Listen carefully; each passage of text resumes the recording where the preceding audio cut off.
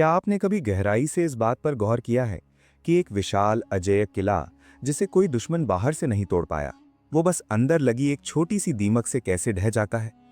जरा सोचिए, उस इंसान के बारे में जिसे खुद परमेश्वर ने कहा था कि ये व्यक्ति मेरे अपने दिल के अनुसार है। वो दाऊद, जिसने सिर्फ एक गोफन और पत्थर से गोलियत जैसे भयानक दैत्य का सिर कुचल दिया था, जिसने सालों तक शाऊल से अपनी जान बचाते हुए बीहड़ जंगलों और गुफाओं में रातें गुजारी, लेकिन कभी अपना विश्वास नहीं खोया। वही महान दाऊद एक आम सी शाम अपनी छत पर टहलता है और उसका पूरा साम्राज्य, उसकी पूरी पवित्रता एक पाप की नींव पर कांपने लगती है। अगर आप भी दाऊद के बारे में सब कुछ जानना चाहते हैं तो कमेंट में बस एक शब्द लिखिए, आमीन या जय मसीह की। आज हम राजा दाऊद और बत्शेबा की उस खौफनाक रात और उसके बाद रची गई उस खूनी साजिश के पन्नों को परत दर परत पलटेंगे। हम उन अंधेरी गलियों में उतरेंगे जहां तक शायद ही कभी कोई बात करता है। और अगर आप इस सफर में मेरे साथ अंत तक बने रहे तो आपकी आत्मिक आंखों से वो पर्दा हमेशा के लिए हट जाएगा जो हमें ये देखने से रोकता है कि कैसे शैतान हमारे सबसे मजबूत पलों में ही, जब हमें लगता है कि हम बिल्कुल सुरक्षित हैं, तभी वो हमारा सबसे बड़ा शिकार करता है। दरअसल पतन कभी भी अचानक नहीं होता, ये एक लंबी खामोशी के बाद आता है। वसंत का समय था। बाइबल कहती है कि ये वो समय था जब राजा युद्ध के लिए जाया करते थे। सर्दियों के बाद जब रास्ते खुल जाते थे तब सेनाएं कूच करती थीं। लेकिन दाऊद, इज़राइल का सबसे महान योद्धा राजा, अपने महल की सुरक्षित दीवारों के पीछे रुक गया। उसने अपने सेनापति योआब को युद्ध में भेज दिया और खुद यरूशलेम के महलों में आराम भरमाने लगा। यहीं से वो पहली दरार शुरू हुई। जब आप उस जगह नहीं होते जहां परमेश्वर आपको देखना चाहते, जब आप अपनी जिम्मेदारियों से मुंह मोड़कर आराम के बिस्तर पर लेट जाते हैं, तो आप अनजाने में ही शैतान के लिए अपने घर का दरवाजा खोल रहे होते हैं। शाम ढल रही थी। यरूशलेम की गर्म हवा में एक अजीब सी खामोशी और ठहराव था। दिन भर की नींद के बाद दाऊद उठा और अपने महल की छत पर टहलने लगा। राजा का महल शहर में सबसे ऊंचाई पर था। वहां से पूरा यरूशलेम ऐसा दिखता था मानो उसके कदमों में बिछा हो।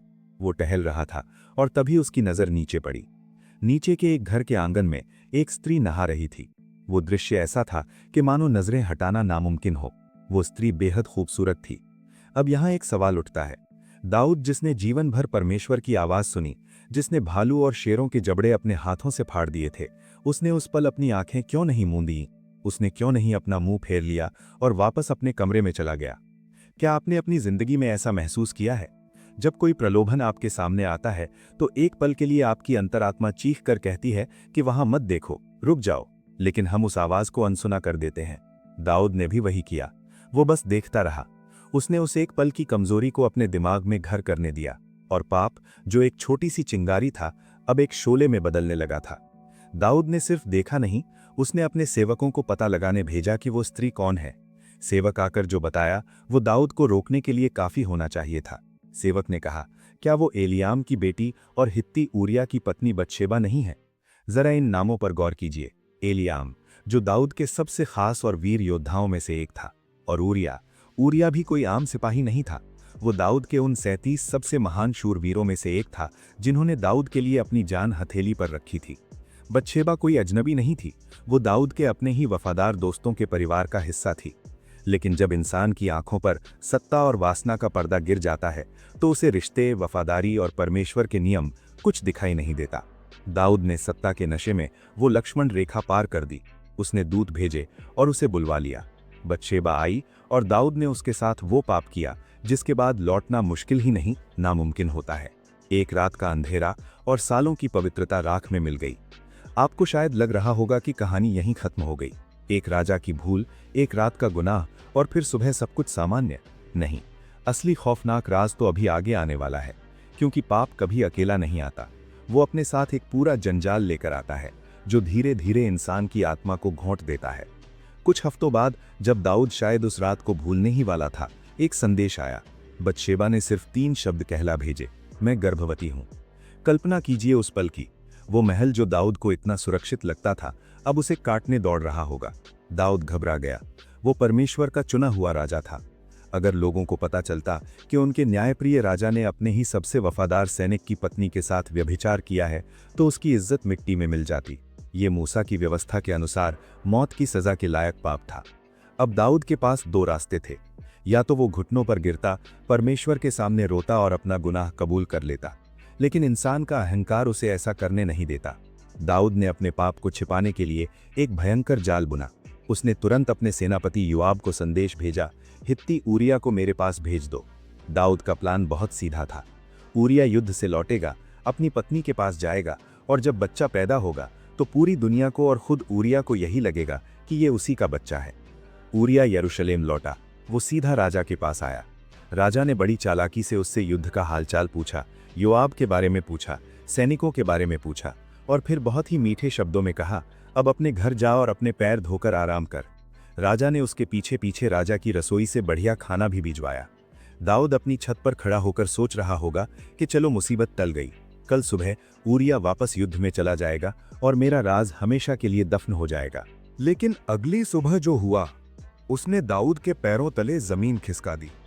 सेवकों ने आकर बताया कि ऊरिया अपने घर गया ही नहीं, वो महल के दरवाजे पर राजा के सेवकों के साथ ही जमीन पर सो गया। दाऊद तिलमिला उठा। उसने ऊरिया को बुलाया और पूछा, तू तो लंबी यात्रा से लौटा है, फिर तू अपने घर क्यों नहीं गया? और तब ऊरिया ने जो जवाब दिया वो आज भी इतिहास के पन्नों पर स्वर्णाक्षरों में दर्ज है। और दाऊद के मुंह पर यह एक ऐसा जोरदार तमाचा था जिसकी गूंज उसे ताउम्र सुनाई दी होगी। ऊरिया ने राजा की आंखों में आंखें डालकर कहा, परमेश्वर का संदूक और इज़राइल और यहूदा के सिपाही तंबुओं में रह रहे हैं और मेरा स्वामी योआब और मेरे प्रभु के दास खुले मैदान में छावनी डाले हुए हैं। तो क्या मैं अपने घर जाकर खाऊं पीऊं और अपनी पत्नी के साथ सोऊं? आपके जीवन की कसम, मैं ऐसा काम हरगिज नहीं करूंगा। जरा इस मंजर को अपनी आंखों के सामने लाइए। एक तरफ वो राजा है जिसे परमेश्वर ने सब कुछ दिया, लेकिन वो अपनी हवस के लिए महल में छिपकर पाप कर रहा है। और दूसरी तरफ एक आम सैनिक है जो यहूदी भी नहीं है, एक हित्ती है, लेकिन उसके अंदर वफादारी और धर्म का ऐसा जज्बा है कि वो अपनी सुख सुविधाओं को ठोकर मार रहा है। ऊरिया की ये ईमानदारी दाऊद के लिए एक जीता जागता आईना बन गई थी, जिसमें दाऊद को अपना काला चेहरा दिखाई दे रहा था। क्या आप समझ पा रहे हैं कि यहां क्या हो रहा है? जब एक छोटी सी गलती को छिपाने के लिए आपको 100 झूठ बोलने पड़ते हैं और आप एक ऐसी अंधेरी दलदल में धंसते चले जाते हैं जहां से सांस लेना भी मुश्किल हो जाता है। दाऊद ने हार नहीं मानी। पाप जब इंसान पर हावी होता है तो वो उसे अंधा कर देता है। दाऊद ने सोचा कि अगर ये होश में घर नहीं जा रहा तो इसे बेहोश कर देता हूं। दाऊद ने अगली शाम ऊरिया को अपने साथ दावत पर बुलाया। उसने उसे खूब शराब पिलाई, उसे इतना नशे में धुत कर दिया कि उसके सोचने समझने की ताकत खत्म हो जाए। दाऊद को लगा कि अब नशे की हालत में तो ये जरूर अपनी पत्नी के पास जाएगा। लेकिन रात हुई और वो नशे में धुत ऊरिया लड़खड़ाते कदमों से निकला, लेकिन वो फिर भी अपने घर नहीं गया। वो फिर से उन्हीं सेवकों के बीच महल की देहरी पर जाकर सो गया। अब दाऊद के अंदर खौफ पैदा होने लगा था। उसे लगा कि अब उसका पर्दाफाश होने वाला है। और तब परमेश्वर के उस चुने हुए राजा ने वो किया जिसे सुनकर शैतान भी एक पल के लिए कांप गया होगा। जो इंसान कभी शाऊल के कपड़े का कोना काटने के बाद भी पश्चाताप से रो पड़ा था कि उसने परमेश्वर के अभिषिक्त पर हाथ कैसे उठाया, आज वही दाऊद एक खौफनाक हत्यारा बनने जा रहा था। अगली सुबह दाऊद ने योआब के नाम एक खत लिखा। उस खत में लिखा था, ऊरिया को घमासान युद्ध में सबसे आगे रखना और तुम लोग उसके पीछे से हट जाना ताकि वो मारा जाए। ये सिर्फ एक हत्या नहीं थी, ये एक सुनियोजित ठंडे दिमाग से किया गया मर्डर था। और सबसे दर्दनाक बात क्या थी पता है? दाऊद ने ऊरिया की मौत का वो फरमान उसी ऊरिया के हाथों में थमा दिया। सोचिए, ऊरिया कितना वफादार था। राजा की मोहर लगे उस खत को वो रास्ते में खोलकर पढ़ सकता था, लेकिन उसने ऐसा नहीं किया। वो अपनी ही मौत का फरमान लेकर मीलों का सफर तय करके युद्ध के मैदान में पहुंचा। योआब, जो खुद एक क्रूर सेनापति था, उसने राजा के आदेश का पालन किया। उसने ऊरिया को उस जगह भेजा जहां दुश्मनों के सबसे खतरनाक लड़ाके थे। लड़ाई शुरू हुई और जैसा दाऊद ने चाहा था, ऐन मौके पर इजरायली सैनिक ऊरिया को अकेला छोड़कर पीछे हट गए। ऊरिया लड़ता रहा, अकेले। उसने अपने राजा के लिए, अपने परमेश्वर के लिए अपनी आखिरी सांस तक तलवार चलाई होगी। और अंत में दुश्मनों के तीरों ने उसके शरीर को छलनी कर दिया। वो गिर पड़ा। वफादारी की कीमत उसे अपनी जान देकर चुकानी पड़ी। जब ये खबर यरूशलेम पहुंची तो दाऊद ने एक झूठी सांत्वना का नाटक किया। उसने योआब को संदेश भिजवाया कि इस बात से उदास मत होना, क्योंकि तलवार कभी इसको तो कभी उसको खा जाती है। कितनी आसानी से दाऊद ने एक मासूम के खून को युद्ध का एक आम हिस्सा बताकर टाल दिया। बतशेबा ने अपने पति के लिए विलाप किया, और जैसे ही शोक के दिन खत्म हुए, दाऊद ने उसे महल में बुला लिया और अपनी पत्नी बना लिया। जल्द ही उनके घर एक बेटे ने जन्म लिया। महल में सब कुछ सामान्य लग रहा था। कोई नहीं जानता था कि क्या हुआ है। दाऊद अपने सिंहासन पर बैठा था, मुस्कुरा रहा था। शायद वो भजन भी गा रहा होगा।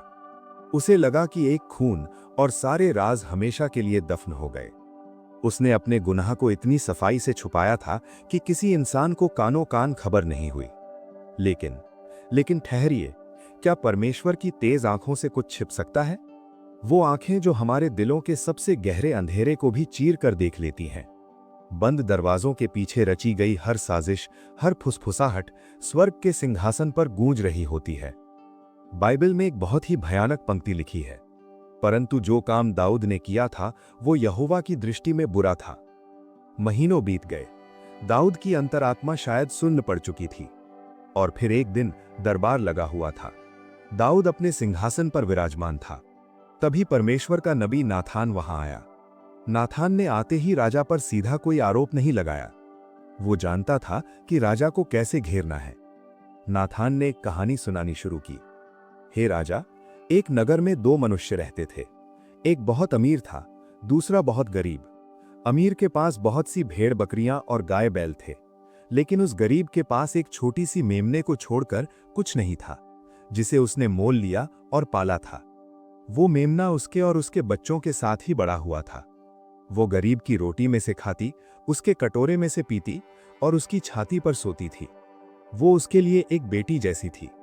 दाऊद बड़े ध्यान से ये कहानी सुन रहा था।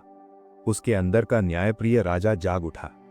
नाथान ने आगे कहा, एक दिन उस अमीर आदमी के घर कोई मेहमान आया। अमीर ने उस मेहमान के लिए अपनी ढेरों भेड़ों में से किसी को मारने से इनकार कर दिया। इसके बजाय उसने अपनी ताकत का इस्तेमाल किया और उस गरीब आदमी की वो इकलौती प्यारी मेमनी छीन ली और उसे मारकर अपने मेहमान को परोस दिया। जैसे ही नातान ने ये बात खत्म की, दाऊद गुस्से से आग बबूला हो गया। उसका चेहरा लाल हो गया। वो अपने सिंहासन से खड़ा हो गया और चिल्लाकर बोला, यहोवा के जीवन की कसम, जिस मनुष्य ने ऐसा काम किया है वो मृत्युदंड के योग्य है। उसे उस मेमने का 4 गुना भरना पड़ेगा, क्योंकि उसने ऐसा निर्दयी काम किया है। पूरे दरबार में सन्नाटा छा गया। दाऊद हाँफ रहा था। उसे लगा उसने एक बहुत बड़ा न्याय किया है। और तब नातान ने अपनी उंगली उठाई, सीधा राजा दाऊद के सीने की तरफ इशारा किया और उन खौफनाक शब्दों को बोला जो आज भी इतिहास में गूंजते हैं, वो मनुष्य तू है। वो पल, जरा कल्पना कीजिए उस पल की। दाऊद के पैरों तले से मानो पूरी दुनिया खिसक गई हो। वो सिंहासन जो उसे इतना मजबूत लगता था, अचानक कांटों का ताज बन गया। नातान ने रुकना मुनासिब नहीं समझा। वो परमेश्वर की आग उगल रहा था।